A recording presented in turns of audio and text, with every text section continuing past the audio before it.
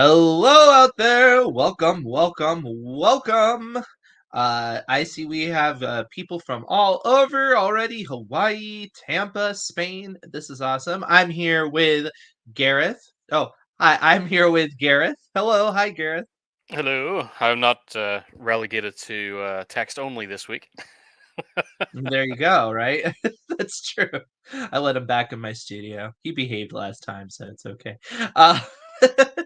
Uh, we have people from all over to join us, so come in, come grab your virtual seat, and we'll be talking about endings, which it's like everybody's, I don't know, favorite, least favorite thing to talk about, right?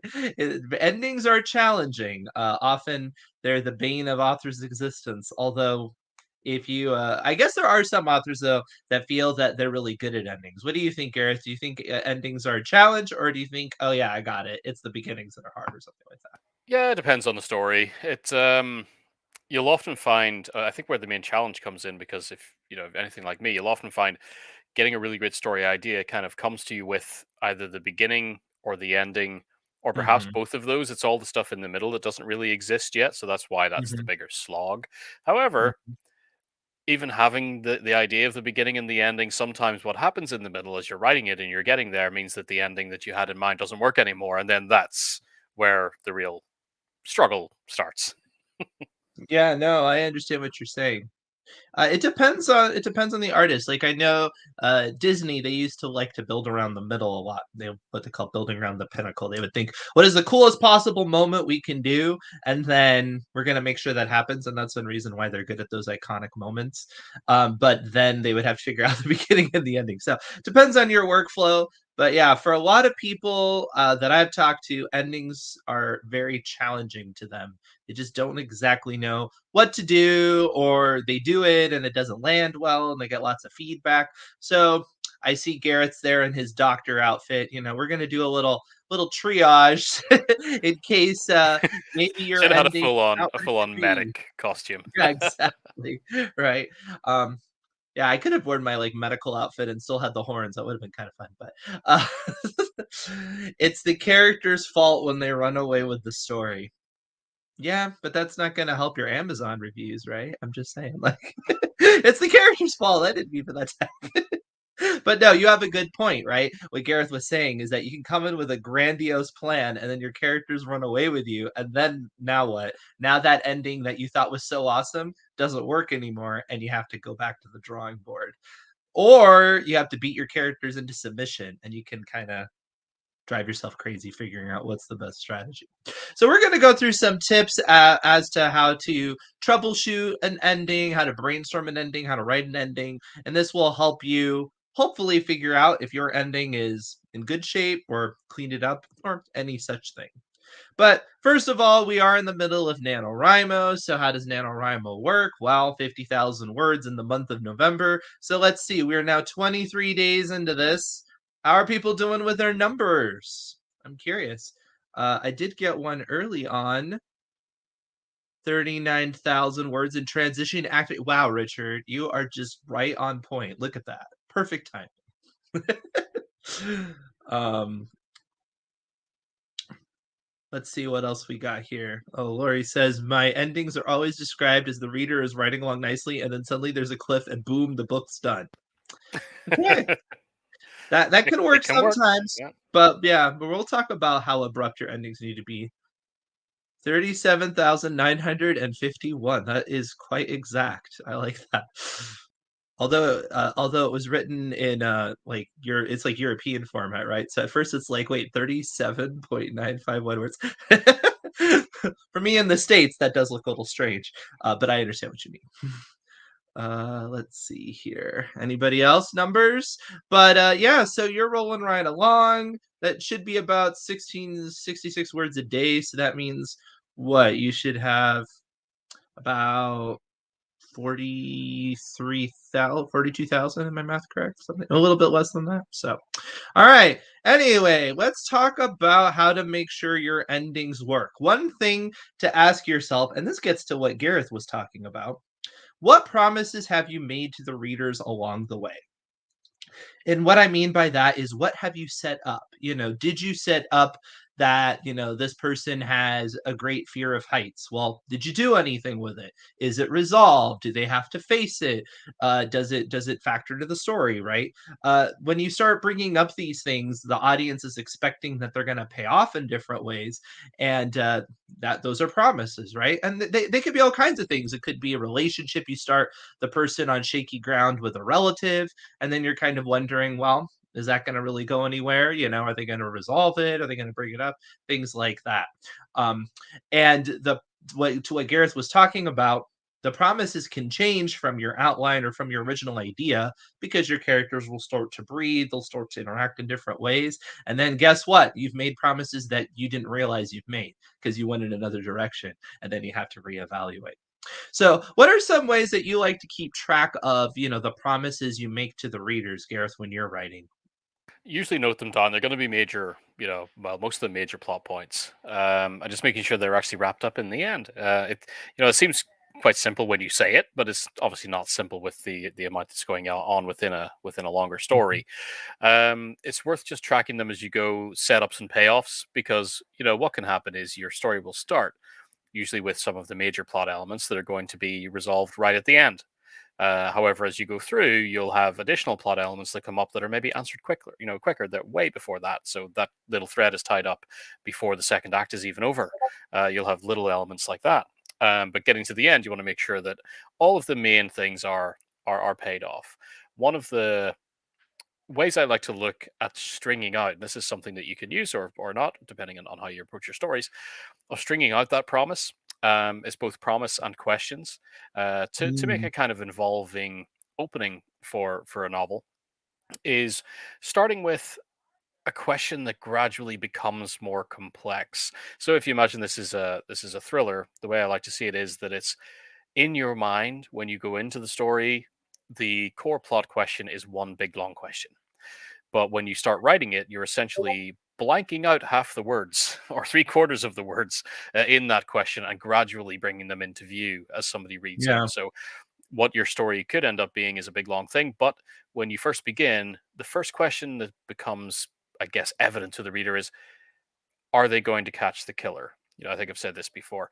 So that's the first question you get because we're introduced and there's a character, side character that's maybe killed off, and we realize, okay, because from the cover and the blurb and everything else, this is a serial killer novel. This is what I'm into. I'm reading the thriller, Mhm. and so the first question I have is the killer going to be caught?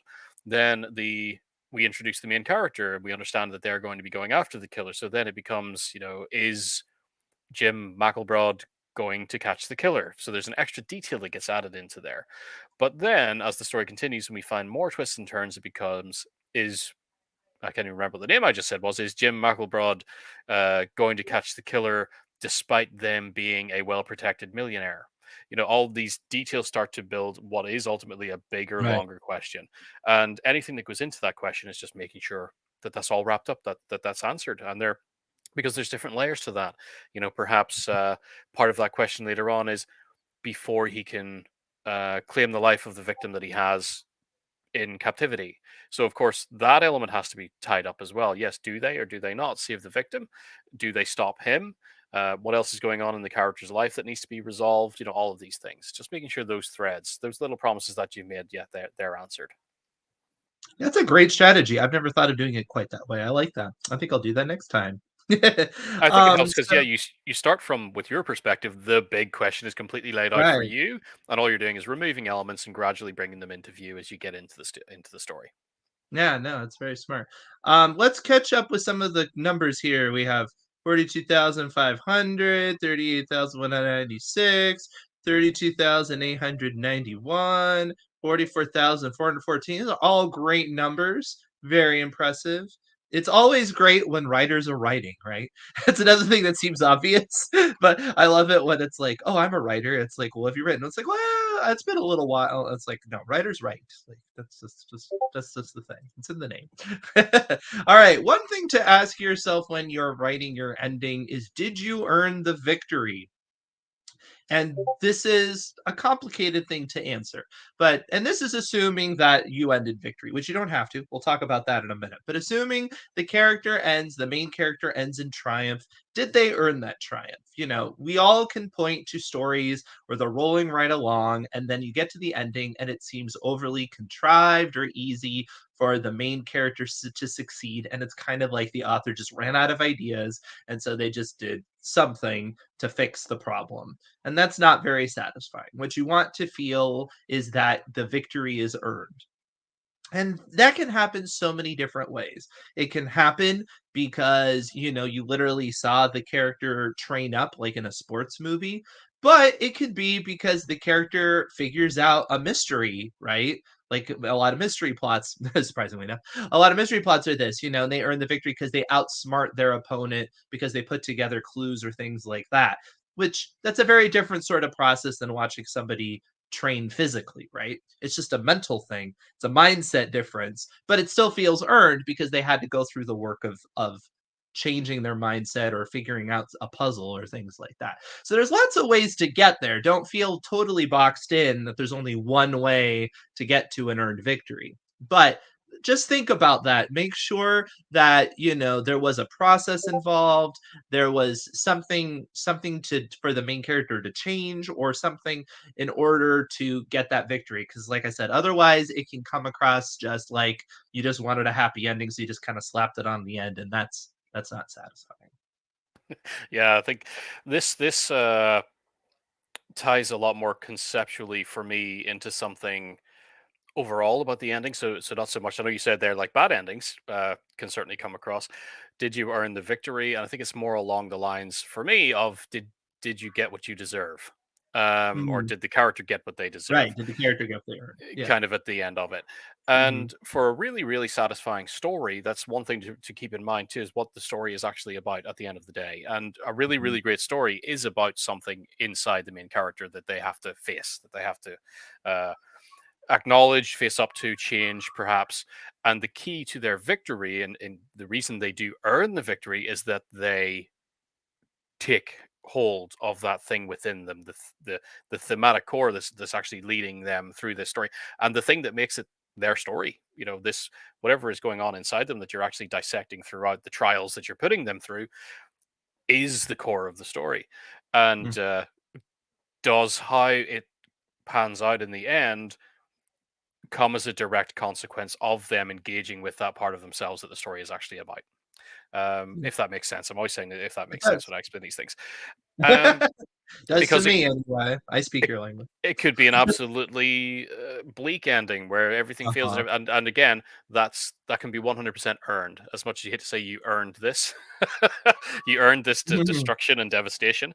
Yep. Usually, it is because yes, they did not um, fully Well, that engage, kinda or they gets shunned and the thing that they had to.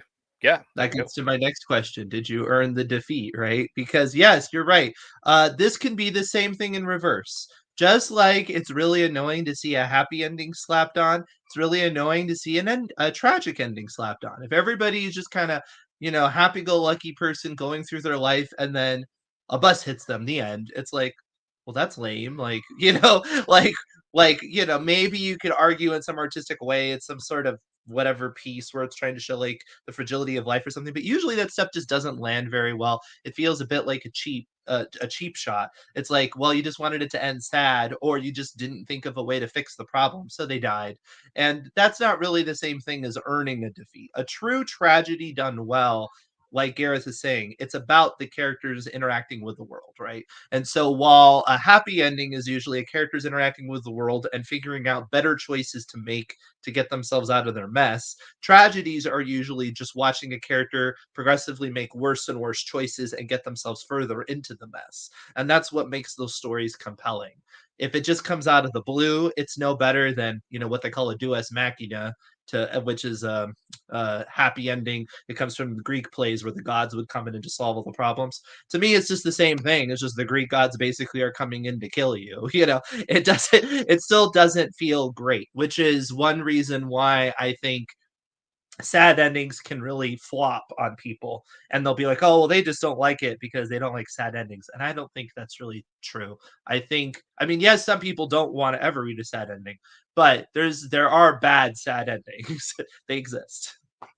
Yeah, there are ways you can really flub it, I guess, if you just decide that Mhm. you're going to go totally grim at the end of this. Again, if it comes out of nowhere, it doesn't really Yeah. make any sense. However, this isn't to put down or condemn bittersweet endings as well. There's Mm, one thing to remember, that a character can do all the right things, that they can resolve what's in them, find that strength, fix it all, and die as a result, like self-sacrifice, um, yeah. running into Yep. dangerous situations. Again, it proves that they have overcome, they have changed, they have done all the right things, but they still Yep. die. And that's bittersweet, because you realize at the same time that, yes, there is the release and the affirmation and everything that comes with them finding that improvement and fixing it, but the cost of that was their life. And things like, really, really great stories, things like Gladiator, I think is a fantastic example of something like that. Is there's no way to make it out of that alive. However, I guess we'll see when Gladiator 2 comes out. However, they're going to work their way around that. But yeah, don't discount that. A bittersweet ending of that kind, especially when it comes with self-sacrifice and things like that, is not necessarily defeat. It's not necessarily a bad ending. Nope. All right. Don't forget the difference between climax and resolution. And this is kind of technical, but if you watched our beats, drop the beats. If you haven't, go back and watch it. We go through all the beats. Um, Climax is when you have the face off between the protagonist and the antagonist. You find out if the protagonist is going to get the goal. It's the fireworks stuff, right? The resolution comes after that, and you even get into denouement, which is even maybe beyond that, which is, what are the consequences of it? And I think sometimes people do one well and maybe not the other. Like they're really good at making the cool action sequence and it's really fun and exciting, and then they defeat the antagonist and you're like woohoo, and then it's just kind of over because they don't really know how to resolve it. They don't know how to like bring you down and have the cool down and show how it affected everybody. And so what could be a really pow ending just kind of, it's like a big bang and it's over. And then the opposite can happen. You're really good at showing the character growth, but maybe the climax is a little bland. Like maybe you should push it a little bit more. And I'm not saying every novel has to end in a huge action sequence and stuff like that, but maybe you should put a little more peril. Maybe you should ratchet up the tension a little bit more towards the end and have kind of a nice push. Sometimes I see that too, where they're like the emotional stakes are really well handled, but maybe the story stakes could have been a little bit more interesting. Yeah, I think there's an interesting thing there, in that this is very malleable between stories. So there's part of this where you have to think to yourself, well, Yes. what fits my story? What's the best way to do this? Yeah. The Right. resolution, if you're thinking of resolution and denouement, they're the best places to kind of finish wrapping up those final little threads that aren't the major things that get wrapped up in the climax. It's like, okay, well, a major thing in the climax is, of course, like, easiest, let's take down the villain. They're done for. They're gone. That thread is Mhm. wrapped up. But we still have extra questions and extra promises that we still had sitting around that have not been totally. So, how, for example, has all of this affected your main character's relationship with X other character? Well, that's got to come in your resolution. We get those answers. We finish off at the end. But of course, some stories, like Daniel said, there's some, when we get to the ending, is a big old climax and then we just drop. That's it. And finding if that is the reason, or sorry, if that is the fitting thing for your story, depends on your story. If all your answers are kind of, all your questions and your promises are kind of answered by that point, and it feels the best idea to kind of go out with a bang in that final moment, well, do that. Yep. Um, yeah, don't skip it having a resolution as a general rule, I would say, because even in what Garrett's point is, you still have to have something. It's really rare that you'll have a book that it's just like bang and then it's over. It depends. There's a few exceptions I can think of where really it is like climax and then there's really no aftermath because the audience is kind of left stupefied. But it's hard to do.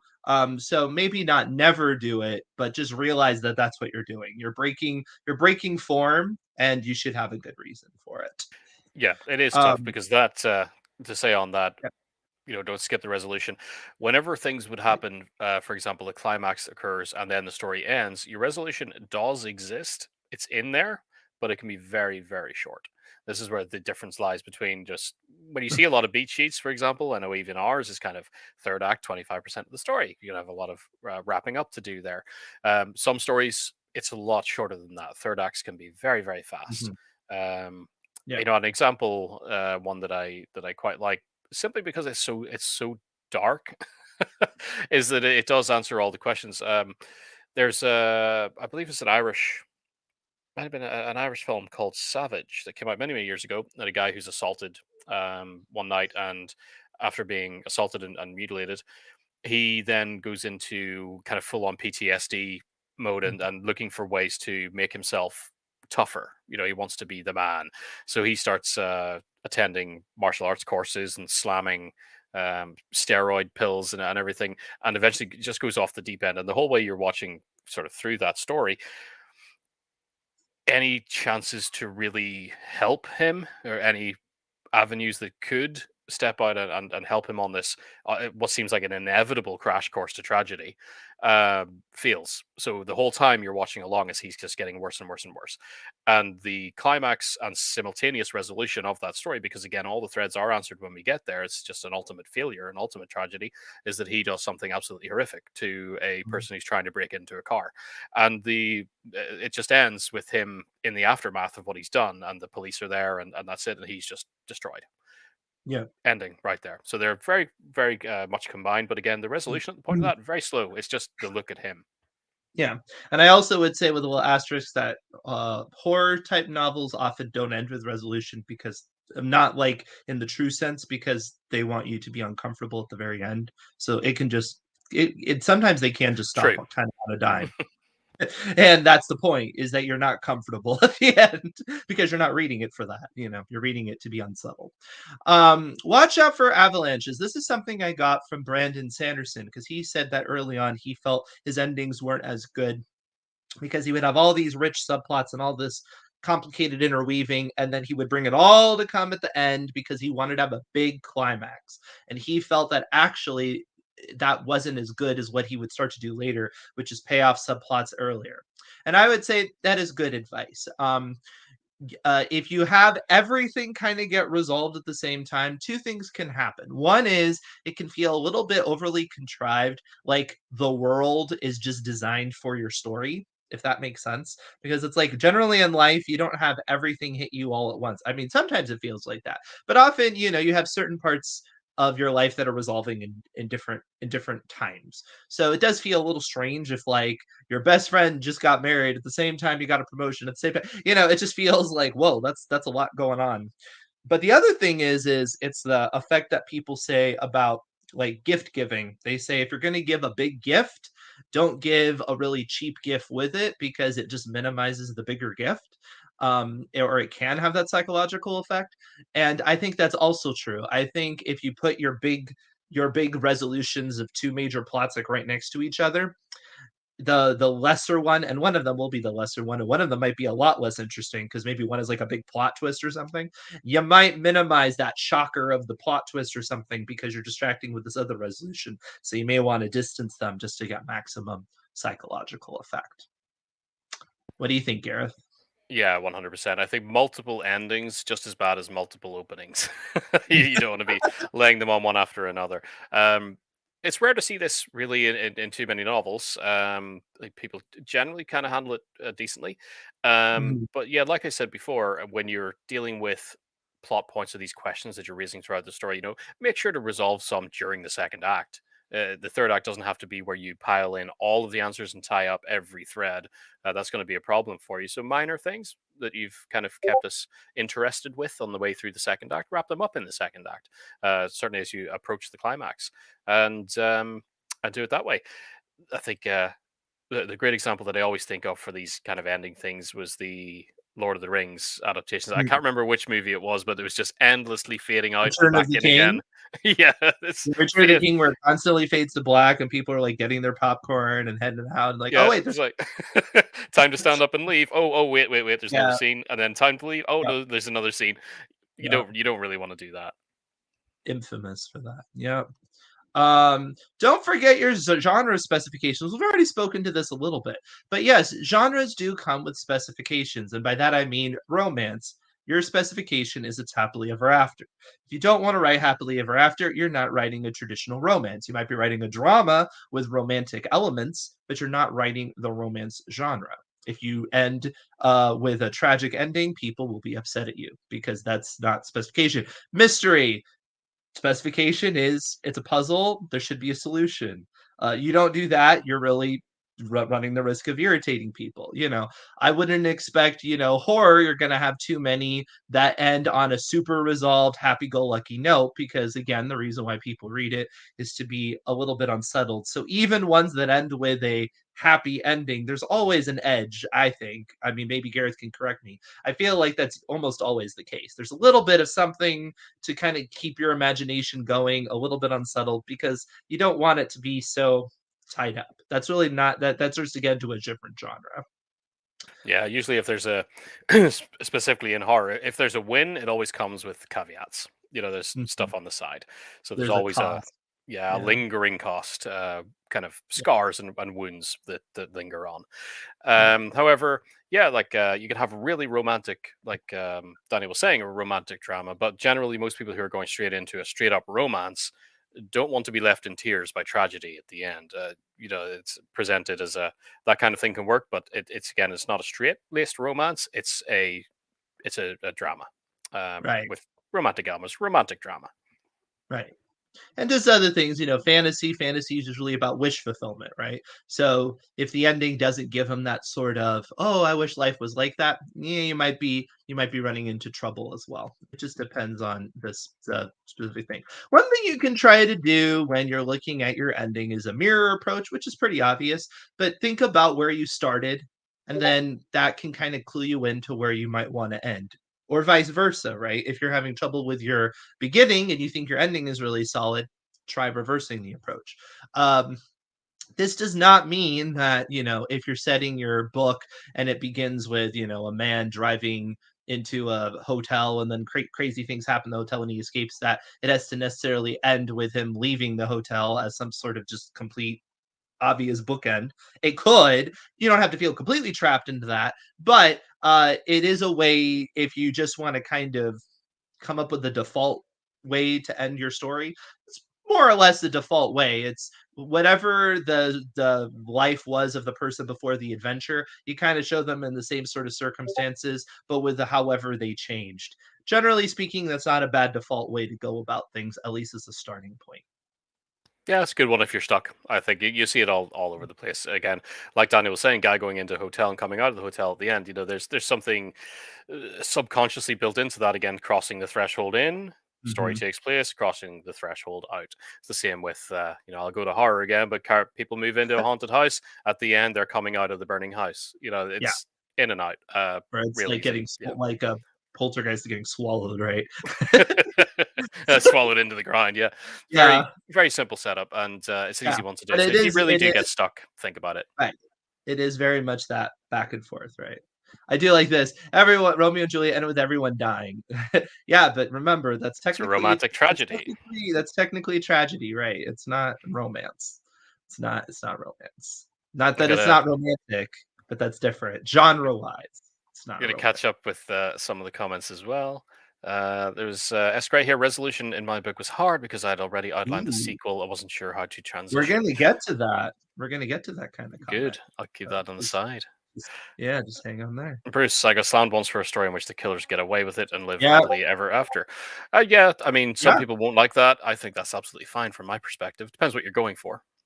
I feel though that it could be one of two problems. It could be that either um he wrote it in a way that didn't set up that was the kind of story it was. Not that you have to give away your ending, but you can tell when you're reading like a more edgy sort of thriller where you're not quite sure what's going to happen versus the more standard paint by numbers thriller that's kind of that comfort food. I think you do have to be careful with stuff like that. That's true. If you set up earlier a kind of that sense of danger in the material, Hmm. that things Yeah. are probably not going to go the way you think, Right. There's a helps way to helps a set lot. up an edge early on that tells you this is not just just chill back with your popcorn and have a nice time kind of book. This is one that's going to challenge you a little bit. I don't know. I feel like that anyway.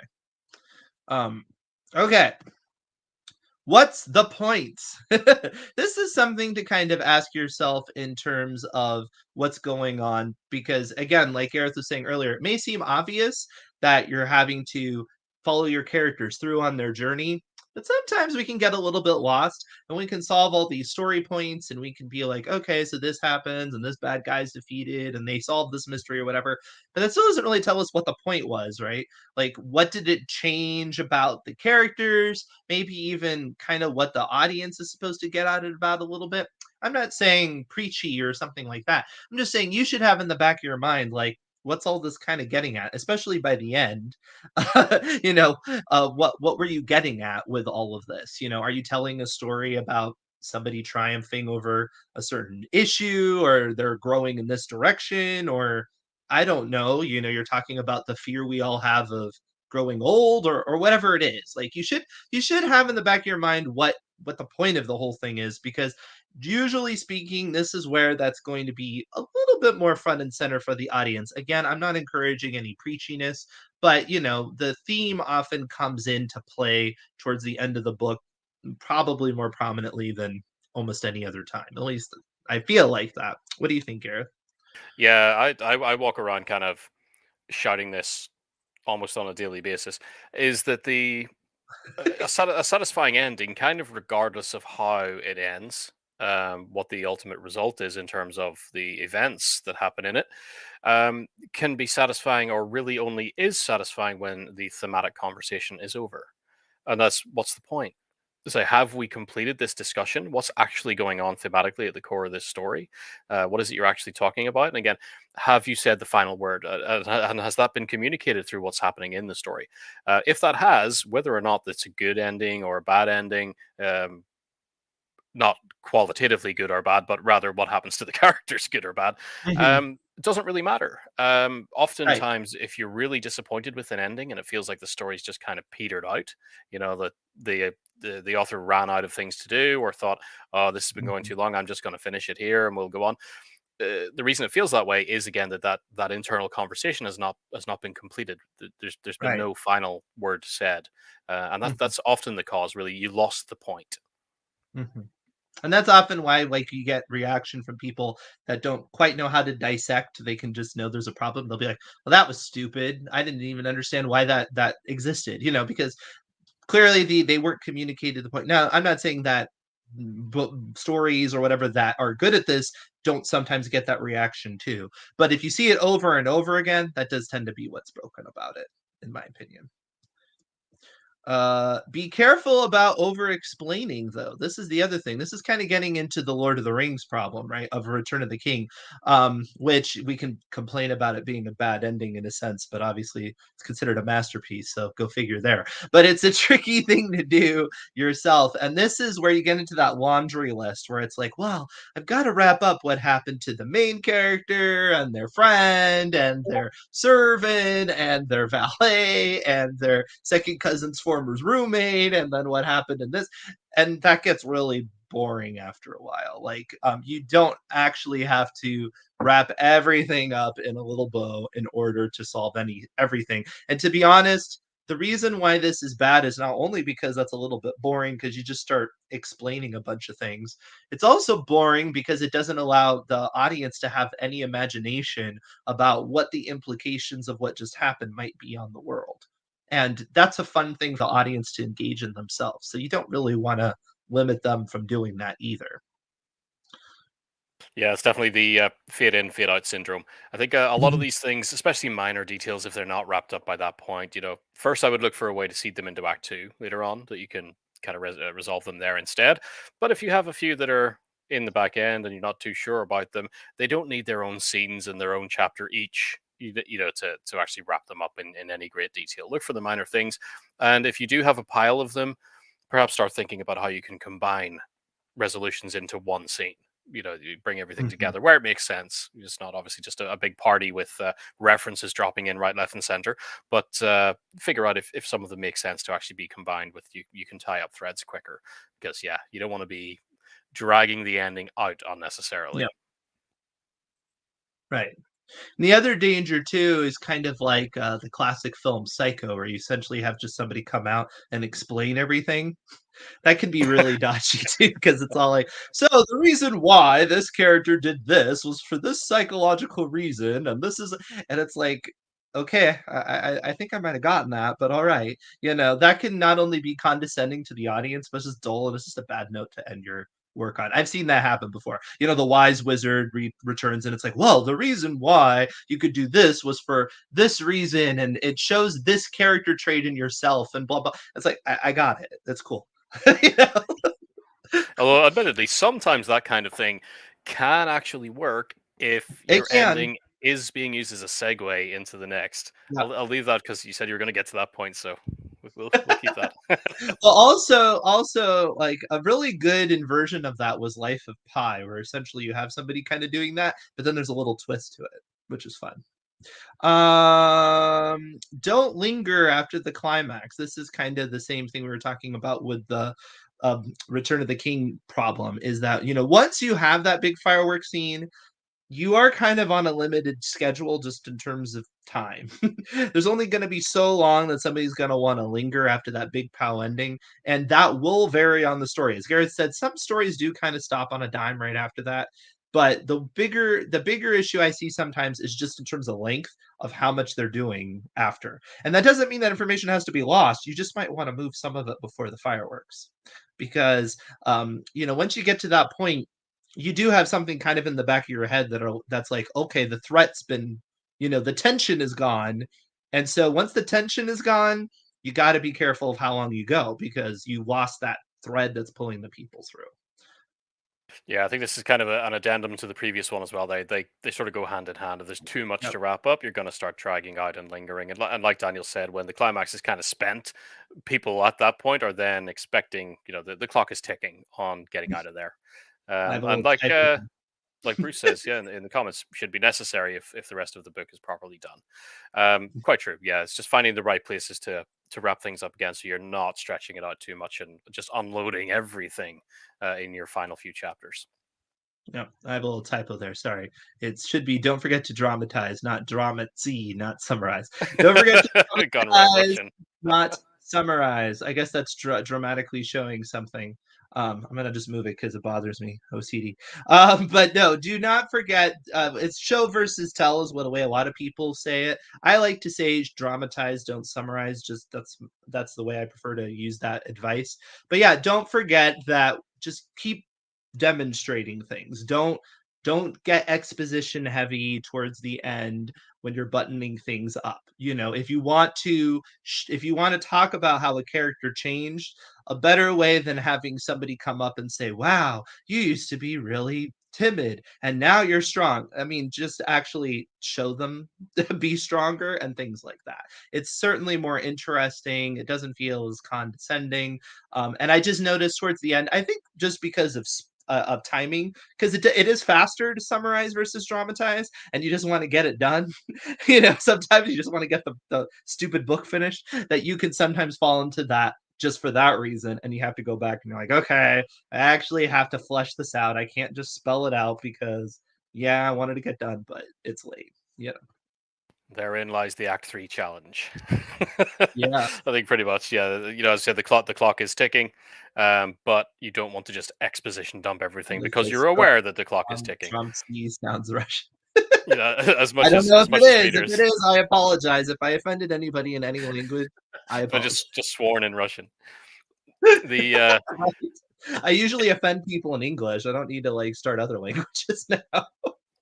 as I say there, although people are aware, that the clock is ticking again, internally or cognitively for a reader, they also don't want you to rush it. It feels weak when you start summarizing everything. And you've never said that to me before, but I really like that. Dramatize, don't summarize. Yeah, thank you. I appreciate that, I Karen. think it's much more helpful and understandable phrase than just going show don't tell. Yeah, I say in my classes, it's my favorite and least favorite writing advice is show don't tell because I just hate the phrasing. So I say dramatize, don't summarize. And then I have another one and I blanked out, but dramatize, don't summarize is one of them. Um, they said, "Wow, you used to be really timid." I agreed, so I punched them in the face. Just like that feels like a really fantastic last line of a book. I feel like that's like a writing prompt in reverse. It's awesome. Maybe next Destination Unknown we'll use that. We'll reach out, get a few more. So what this is one thing that I put a little asterisk on because it does depend on the genre, but one thing that can be fun to do and it might be fun to experiment with is to bring up consequences and not answer them. So in other words, what I mean by this is when you have something that's really impactful for the world, so like fantasy does has that kind of ability a lot, sci-fi does, horror does a lot. It's fun to bring up the consequences and then just kind of leave them hanging a little bit, which is not the same thing as not resolving a mystery or a plot or something like that. It's just giving the audience a little bit something to kind of latch onto to think about when your book is over. And I feel like for genre fiction specifically, a lot of people do read it as like escapist entertainment, and they want to go to something unusual. And so giving them a little sandbox to play with and be like, okay, you had a lot of fun with me and I had fun doing the show for you. And now I'm going to give you a little bit. And you can have fun. I'm going to give you some nuggets of some ideas, play with it a little bit. I think that could be really beneficial. And I've seen this done well a lot. And I feel like it captures people's imagination and then it makes the story linger in a way that's really nice. I agree. I have nothing further to say on that matter. But I think like like I said, anything, it's going to be in contextual. like yeah, I am having the hardest time with my microphone. It's hard when you have a helmet on. Okay. Be careful with epilogues. In other words, don't ever do them. No, I'm just kidding. It is really fallen out of favor, but I will say where you tend to have the biggest problem is when it's actually a true epilogue. And what I mean by a true epilogue is I don't feel like, just talking about how the life changed for the protagonist is really a true epilogue in its construction. When I think of true epilogue, it's like all of a sudden we're 200 years in the future of the great grandchildren of your protagonist, or all of a sudden we've changed dimensions, or something really like it really jumps like in a big way. To me, that's like what a really true epilogue is like, or it's a huge jump in time. It's maybe the main character, but now they're 40 years older or something like that. This can be really tricky for the reason that would seem obvious, and that is that you have made a big jump or you've really asked the audience a big ask right at the end, like with not much left to get invested into something they're not that familiar with. This works really well when the epilogue shades the actual work in some major way and maybe makes you rethink it. Other than that, I generally don't find these work well. Actually, like we already were ragging on Lord of the Rings, so we might as well rag on other classics. I feel like the epilogue of Harry Potter gets a lot of bad rap, and I think for pretty good reason. I don't think it's particularly the a strong way to close everything up. It feels a little pat. It doesn't really it feels a little strange. It's a hard ask of audiences. I don't think it tends to work too well. What do you think, Gareth? Yeah, epilogues. Really, two rules. I think be careful with them is probably the best sort of advice. Is just um, two things that I tend to keep in mind is yes, if you have to jump ahead in the future, that's probably the only time that I kind of go with an epilogue. Perhaps not in the future, but you can smartly do it jumping way in the past as well if you're bookending in some way. Mhm. Perhaps that can work, but again, there's going to be a real temporal difference. And the second thing that then goes into that is questioning yourself and asking, well, is this necessary? Do I have to Mhm. have this time gap in order to make the final point or to have the final word on how this story has resolved, the Yeah. effects that everything has I had? feel like some genres it work I feel like some genres it works better than others. I'm gonna go to horror, even though I talk about horror as if I actually know much about the genre. I just know it from a very conceptual level. But I feel like horror is a genre where I could see it working well because you could cut to a character that's very detached from the whole situation, and that can make your perspective on what just happened incredibly chilling. And I'm sure you could think of an example where somebody did that. Um, I would think that would make Yeah, sense. an ideal in kind of genre writing for that kind of thing is wrapping up everything in what seems to be a nice, pleasant way that everybody's been successful, etc. And Mhm. then you go to a epilogue which is in the future, and we're looking at the horrific ripples that have gone through time from what have happened, and it is not Right. what you expected at all. And that's where that's where the sucker punch comes right at the end. Right. Something like that again. Just make sure that effect, that's what you're going for. That what's in that epilogue needs to be in the future, again, for it to work. Otherwise the book's ending would not work. Otherwise, if you're making an epilogue for a reason simply because you wanted it to be an epilogue, well, whatever made that ending work for you, that sort of final say of the conversation, why can that not just be brought back into the immediate ending? It does tend to appear like a later idea. Yeah, this is what I want to avoid. I think you want to avoid that.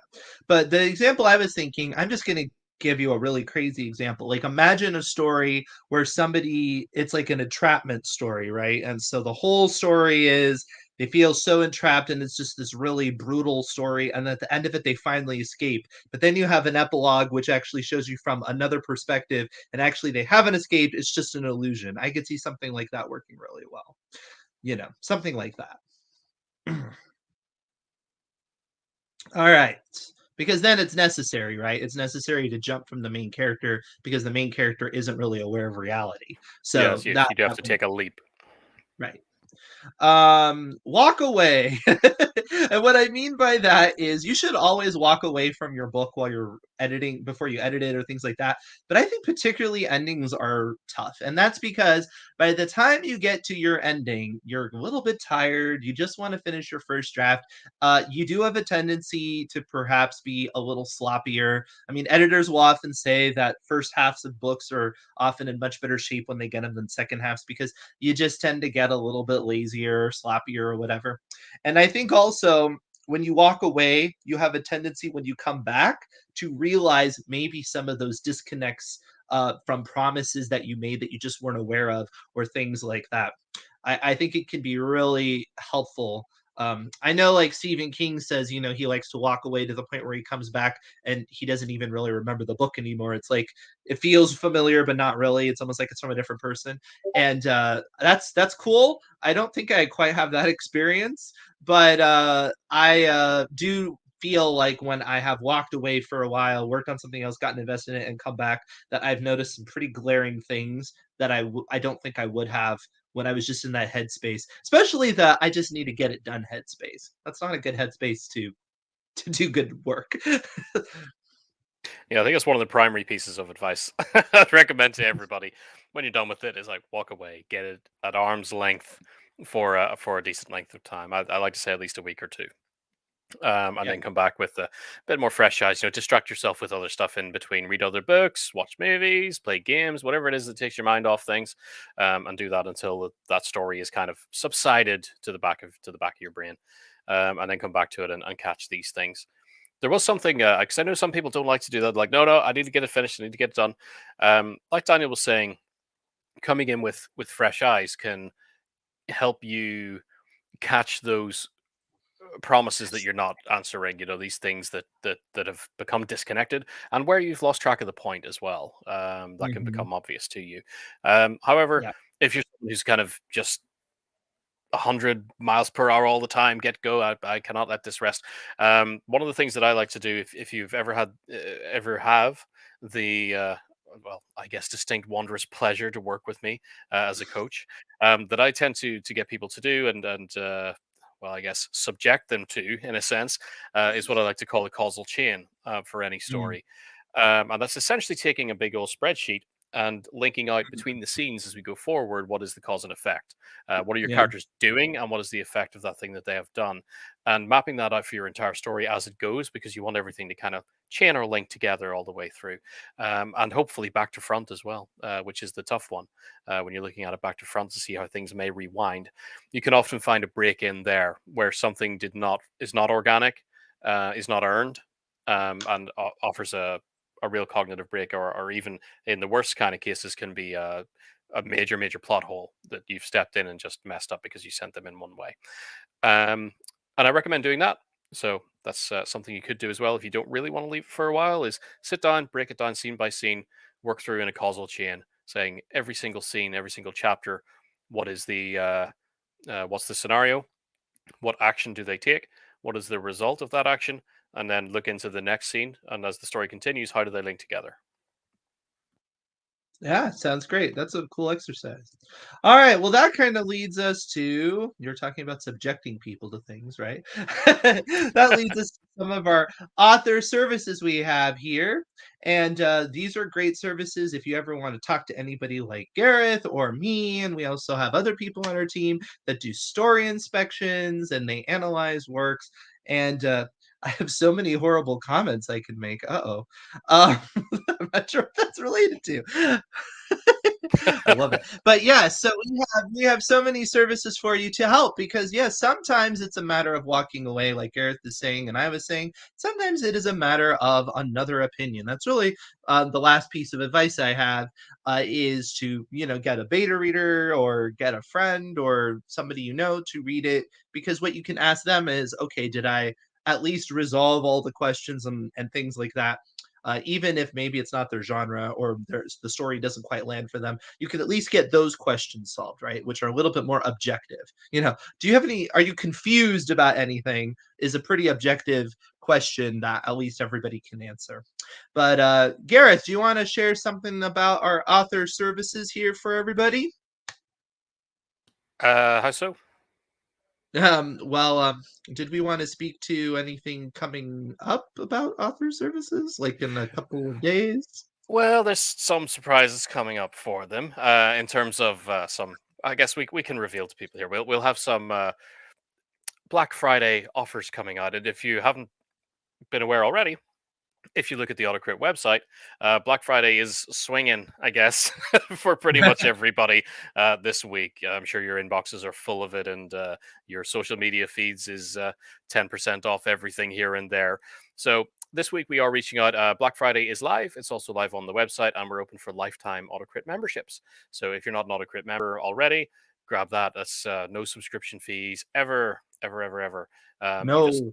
sign up with that, and off you go, and Yeah, that'll get you access to the member community where we do live streams like this for members only, we do. individual workshops, and we also have special guests coming in. If you're a big old horror Yes. fan like me, then you'll be interested to know we have the horror legend Ramsey Campbell joining us on December 9th. So if that's up your alley, you'll definitely want to grab a membership now and get access to it. Fantastic. Yeah, and you can Garrett says we have member events too. So we have the author services as part of Black Friday, but that lifetime membership will get you access to those member events where we workshop, we answer questions. We can't quite go on the level, of course, of actually reading your full work, but we're there where we do little story doctor clinics and things like that, and we can help get you unstuck. We can also just keep you motivated in the community. You can ask questions of the community. They can be accountability partners for you, so you can get further in your work. It is a wonderful place to be at, for sure. I see, Debbie, yeah, brand new, so uncertain of what you do. There we have there. If I have Yes. questions, who and how am I addressing? Debbie, yep, pop on over just to autocrit.com is the main website. You'll see there. Membership in Autocrit basically gets you complete access to the writing and editing platform with lots and lots of interactive reports and everything that Yep. you'd expect from a top class line editor, including some alternative quirks and tweaks that we do, such as allowing you to get your editing guidance based on your audience. So you can pick romance, you can pick horror like me, you can pick thrillers and whatnot, and get editing guidance that helps you meet that standard. Also, you get, as we've been discussing there, access to the member community where we have some private stuff going on and guests coming in and all of that. So, Lifetime is on this week. If you're going to be, if you do write a lot and you're planning to produce novels, obviously we highly recommend being a member. It would Yes. be silly not to. But certainly, if you pop over and poke around the website, there's lots of info on there on all the things we do. You Mhm. can also try out the platform for free if you want to make a free account and try it out for a couple of days before the weekends, by all means. And there's also a little chat bubble in the bottom right hand corner of the website on every page. So if anything strikes you as a question, just click on that, pop us a message, and we'll get back to you with an answer. Yeah. And this is definitely the time to join because we don't always offer a lifetime. And, we do have some things coming down the way for next year, some great upgrades. This is the time to join. I'm just saying. I can't reveal too much, but it's awesome what's coming up. What about the privacy of the works that you critique? Well, obviously, we're not going to spread anything, right? Anything that you talk about on the story critiques with any of us is just between you and your coach or things like that. We all obviously understand that people are going to shop things around and send them to agents, stuff like that. We're not going to share it with anybody else. We don't share it internally or things like that without notifying anybody that that's what we're doing. It is strictly between you and your coach. So we have a lot of lifers. I love it.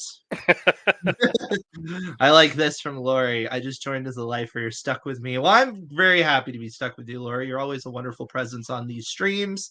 A lot of smart advice, and you're incredibly productive. So I'm sure you're going to have some great work that I'll love to read one of these days. So yeah, that's awesome. That's the old. I'm not stuck in here with you. You're stuck in here with me. I know, right? Well, I like writers that write. That's what I was saying. Lori's a writer that writes. And you're like, that's redundant. It's not really, if you think about it. Depends on your definition. So subtle burn. I know, to all those people. If you're one of those writers that don't write, I'm just saying, write. It's as simple as that. Writer, get off the train. I don't know. That's another shirt. I like that. Writers write. Maybe, yeah, I'll have to tell our I'm a writer that writes. Yeah. I'll have to tell our team. That's another thing that's coming down the road is Autocrit merchandise. So yeah, I'll have to keep that in mind. That very well might be a shirt, Jack. Thank you. I'm a writer that plans instead of writing. It sounds like world building disease, sir. We all suffered from it at times. There's a multi-step process of getting over that, but yeah.